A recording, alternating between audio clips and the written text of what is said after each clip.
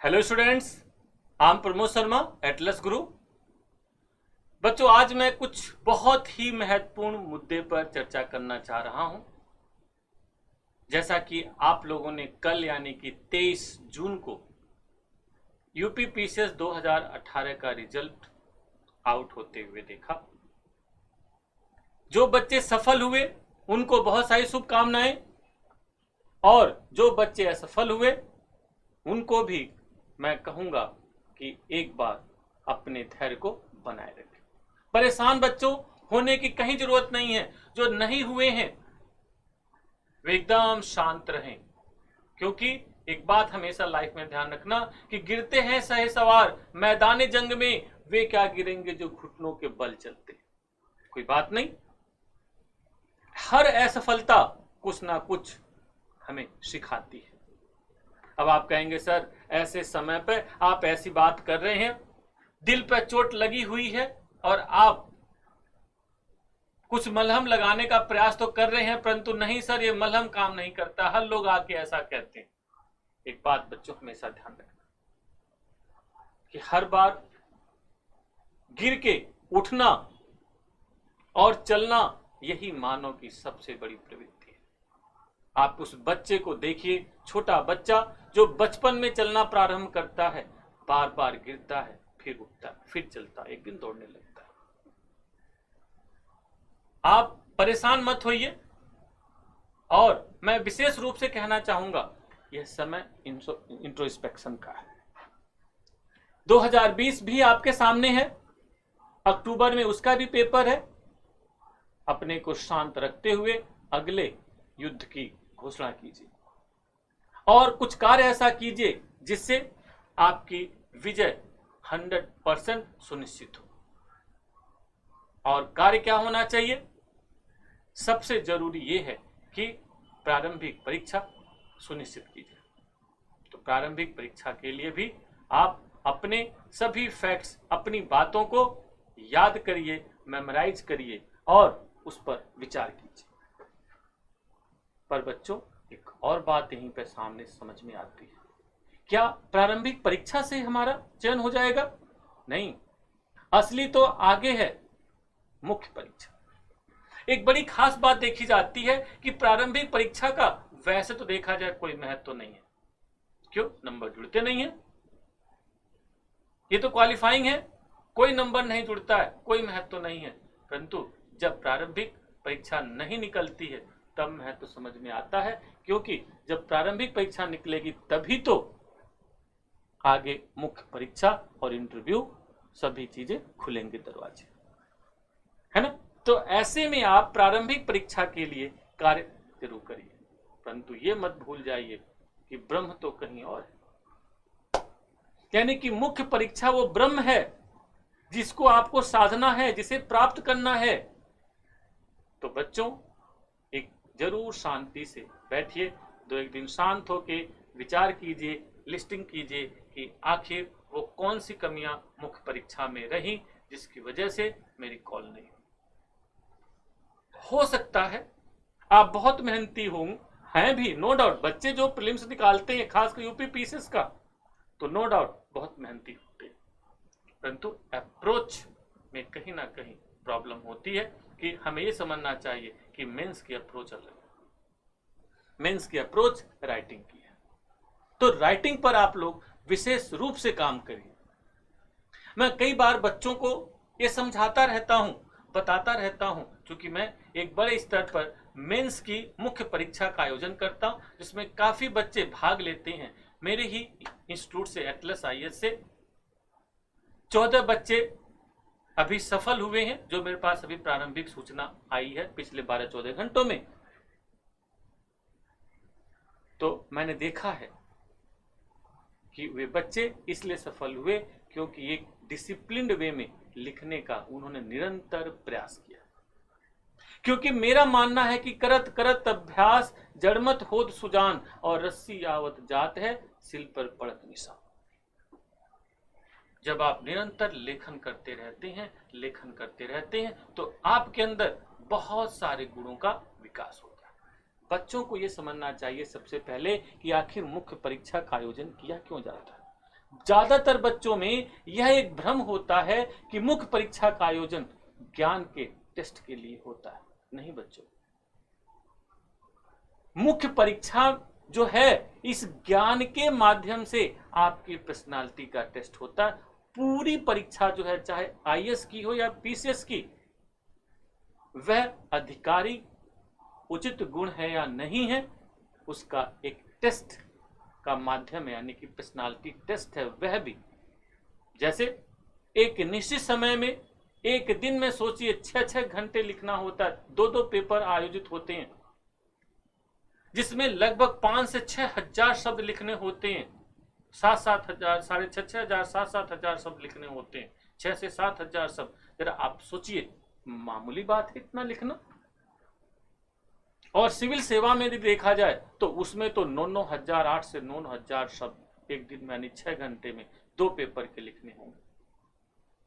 Different तरह के question, इतना बड़ा सिलेबस, इतनी सारी बातें। इससे सोचिए, जब आप इतना बड़ा पेपर आसानी से सॉल्व कर देते, इसका मतलब आपके अंदर टेबल पर बैठने की कैपेसिटी है, रिकॉल करने की कैपेसिटी है, सिस्टमेटिकली चीजों को प्रेजेंट करने की कैपेसिटी है। मुझे यहीं बैठे बैठे आपके बारे में पता चल गया। फिर वही बात आपने सिस्टम से लिखी, सीक्वेंसिंग में लिखी, साफ सुंदर लिखा, इसका मतलब मैं एज एग्जामिनर बैठे बैठे यहीं आपके बारे में जान गया कि यह बच्चा बहुत ही सिस्टमेटिक ढंग से आप काम करता है। आप लोगों ने कभी देखा होगा, जिन बच्चों की प्राय राइटिंग बहुत अच्छी होती है वे अपने पर्सनल लाइफ में भी बहुत ही डिसिप्लिन होते हैं। आप कभी देख लीजिएगा, जो बच्चे प्राय बहुत साफ सुथरा बढ़िया ढंग से लिखते हैं, प्राय अपनी लाइफ में आप देखोगे वे साफ सुथरे ढंग से रहना भी पसंद करते हैं, अन्य दूसरे काम का निष्पादन भी उसी ढंग से करते हैं। ये बड़ी खास बात आप कभी देख लीजिएगा। मैं देखा है कि बहुत सारे बच्चे बहुत अधिक पढ़ते हैं और पढ़ने के इस क्रम में लिखना छोड़ देते हैं। मुख्य परीक्षा में ज्यादातर बच्चों के साथ यही एक समस्या है। तो बच्चों, मैं विशेष रूप से उन बच्चों के लिए यहीं पर यह बात कहूंगा कि लेखन करो, लेखन करो, लेखन करो। रोज कम से कम 2 घंटा कुछ लिखा करो। पढ़ने के साथ लिखा भी जाता है, क्योंकि कहा जाता है लिखते हैं पेज पर छपता है दिल पर। पता आप लोगों को, लिखते हैं पेज पर, पन्ने पर लिखता है, छपता है दिल पर। यानी कि जितना ही लिखेंगे याद होगा, राइटिंग साफ होगी, मन मस्तिष्क डिसिप्लिन्ड होगा, और एक प्रशासक के लिए बहुत जरूरी है। और उससे भी बात, जब आप लिखेंगे तो बहुत तेजी से रिकॉल करना होता है, यानी कि आपकी शार्प रिकॉलिंग कैपेसिटी सामने आती है। समझे? तो इन गुणों का कुछ विकास करिए, विश्लेषण कीजिए। और अब बात मैं उन बच्चों के लिए करना चाहूंगा जो सफल हुए। जो बच्चे सफल हुए हैं वो इस बात का ध्यान रखें कि एकदम शांत रहें और प्रसन्नचित रहें और अगले लक्ष्य की तैयारी करें। अगले लक्ष्य के लिए, यानी कि इंटरव्यू के लिए विशेष रूप से उन क्वेश्चंस की तैयारी करें जो प्राय यूपी पीसीएस में पूछे जाते हैं। विशेष रूप से डेमोग्राफी इशूज, चाहे इकोनॉमिक इशूज हो, करंट इशूज हो, एडमिनिस्ट्रेटिव इशूज हो, ये प्राय यूपी पीसीएस में पूछे जाते हैं। डेमोग्राफी में यहाँ का लिंगानुपात क्या है, सेक्स रेशियो क्या है, साक्षरता कौन सबसे ज्यादा, जिला कौन सबसे कम। आप यदि किसी जिले से, उस जिले से संबंधित हैं जहाँ विशेष इस तरह के गुण पाए जा रहे हैं, उसको ध्यान रखिए और बड़े ढंग से प्रस्तुत करने का अभ्यास कीजिए, है ना? ये सब चीजों पर विशेष रूप से काम करें। फिर मुद्दे, इस समय कोरोना से बड़ा मुद्दा कौन है भाई? और पेपर होता है, ये इंटरव्यू जो होता है होगा तो निश्चित ही कुछ इसके दायरे में भी होगा, और यूपी में उससे संबंधित बहुत सारे मुद्दे। अभी आप लोगों ने देखा कि इस लॉकडाउन के दौरान बड़ी संख्या में मजदूर पहले जिन क्षेत्रों में थे वहां से प्रवास करके अपने घर पहुंचे फिर से, जिससे बहुत सारी समस्याएं उत्पन्न हुई। वो तो चलिए सरकार ने उसको दूर किया। अब सामाजिक आर्थिक किस तरह की समस्याएं, किस तरह का प्रभाव उस पर उत्तर प्रदेश पर पड़ेगा, ये कभी सोचिए। और आखिर विचार ये भी है कि इतनी बड़ी जनसंख्या वाला देश की सबसे बड़ी जनसंख्या वाला राज्य औद्योगिक दृष्टि से क्यों पिछड़ गया? आर्थिक दृष्टि से, विशेष रूप से कृषि की दृष्टि से जितनी विकास की संभावना है, क्योंकि उपजाऊ जमीन है, यहाँ पर सदा नीरा नदियां हैं, उसके बावजूद आखिर में उतना विकास क्यों नहीं होता है? जिसका रिजल्ट ये रहा कि बड़ी संख्या में लोगों का प्रवसन होता है यहाँ से, और उसी का अनेक अर्थों में प्रभाव इस लॉकडाउन के दौरान देखा। तो as a DM, as a SDM, as a deputy SP, आप प्रशासन में क्या भागीदारी करेंगे, क्या कुछ कैसे निष्पादित करेंगे, इस पर विचार कीजिए। समस्या का समाधान कैसे प्रस्तुत करेंगे, इस पर विचार कीजिए और अभ्यास कीजिए। शीशे के सामने बैठ के बार बार बारंबार कुछ अभ्यास कीजिए, निरंतर अभ्यास करते रहिए कि क्या क्या हो सकता है। विशेष रूप से मैं बच्चों से कहूंगा कि शीशे के सामने जरूर थोड़ा सा बैठा करिए।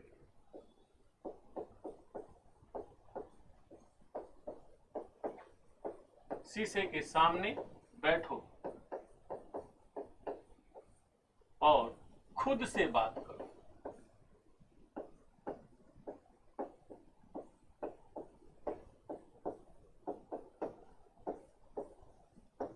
खुद से बात करो, बहुत जरूरी है।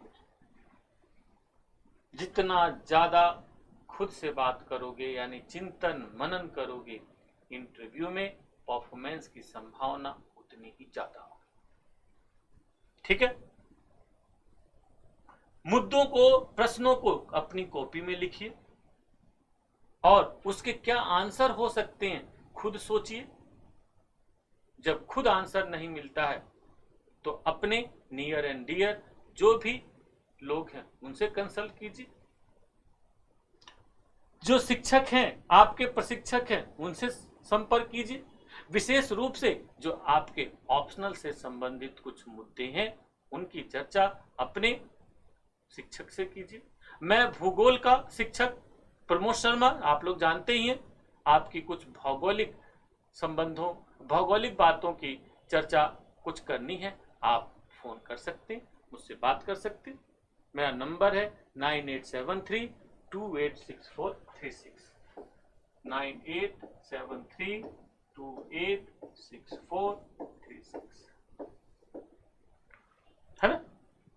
कोई भी प्रॉब्लम हो कि कैसे कुछ समस्याएं उत्पन्न हो रही हैं, जैसे जरा सोचिए इस लॉकडाउन में एक बड़ी खास बात हुई कि पर्यावरण में सुधार हुआ है काफी। मौसम, यहां पे देखो पर्यावरण में धूल के कण बहुत कम हो गए हैं, गैसों की मात्रा बहुत कम हो गई। एनसीआर जैसे एरिया में जहां पर हमेशा धूल कण की मात्रा बढ़ी रहती थी, अपने न्यूनतम लेवल पर पहुंच गई। नदियां जो भारत में प्राय गंदी रहा करती थी, बहुत सी नदियां साफ हो गई लॉकडाउन में। तो क्यों भाई? तो ऐसे जो बहुत सारे करंट की मुद्दे हैं उन पर चर्चा कीजिए, या और जो जियो पॉलिटिकल बातें हैं, जियो स्ट्रेटेजिक बातें हैं, उन पर आप कभी डिस्कस करिए, बात करिए। जो भी है मैं आपके साथ हमेशा हूं, और साथ ही साथ इस पर निरंतर खुद भी विचार करते रहिए। जितना आप स्वयं से विचार करेंगे वो ज्यादा आपके लिए फ्रूटफुल होगा, ज्यादा लाभदायक होगा। ठीक है? इन्हीं सब बातों के साथ मैं अपनी वाणी को विराम देना चाहता हूं, और बहुत सारी शुभकामनाएं आप सभी के लिए, और बहुत बहुत धन्यवाद। आपको फिर मिलते, बाय, थैंक यू।